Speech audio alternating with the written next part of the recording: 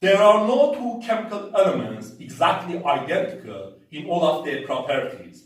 Yet we have many groups of chemical elements, maybe small, maybe large, whose members are identical or similar in one or more of their characteristics, where one element may belong to more than one of such groups. In this regard, we can consider and attribute collective names for such groups of like elements. Such categorizations and collective names can be useful in analyzing chemical elements and their compounds from many aspects. Notably, since similarities in characteristics of elements are generally related to similarities in electronic configuration of atoms of chemical elements, we can usually find associations between collective names and electronic configurations. In this regard, different regions of periodic table are susceptible to represent different sets of chemical elements with different collective names, as the arrangement of the common form of the periodic table is also based on electronic configuration. Groups and periods of the periodic table are among common classifications of chemical elements, where periods are the horizontal rows of the periodic table, while groups, also known as families, are the vertical columns of the periodic table. In the common form of the periodic table, we have 7 periods, periods 1 to 7 from top to bottom, and 18 groups, groups 1 to 18 from left to right, where 2 separate rows at the bottom in fact belong to periods 6 and 7 and have no group number assigned to them.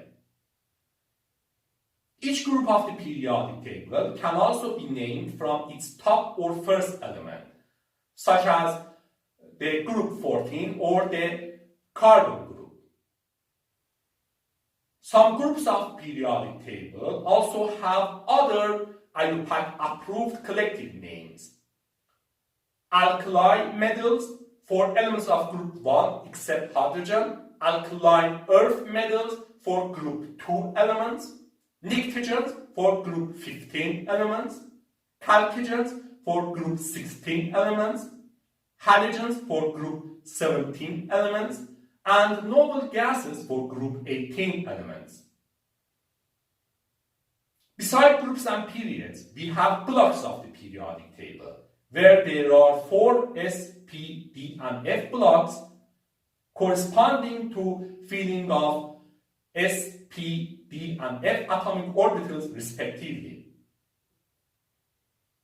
The S block elements are elements of groups 1 and 2 plus helium from group 18. The P block elements are elements of groups 13 to 18 except helium. The D block elements are elements of groups 3 to 12. Finally, the F block elements are separate elements at the bottom of the periodic table corresponding to lanthanoids and actinoids. As another close terminology, we have main group elements or representative elements for elements of S and P blocks, transition elements or transition metals for elements of the D block, and inner transition metals or inner transition elements for elements of the F block.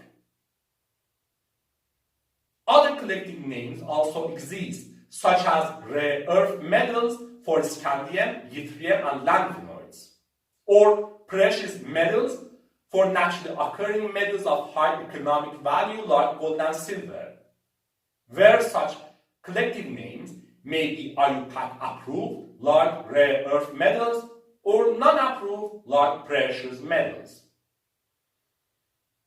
In addition, not all common collective names are well defined or free of debate.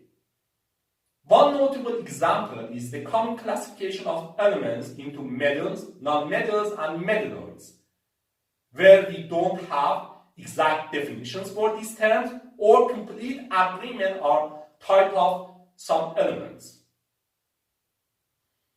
Anyway, Here we can see that we don't have to treat 118 different chemical elements completely differently, but we can group them and assign collective names to treat them as groups of like elements. This is interesting, isn't it?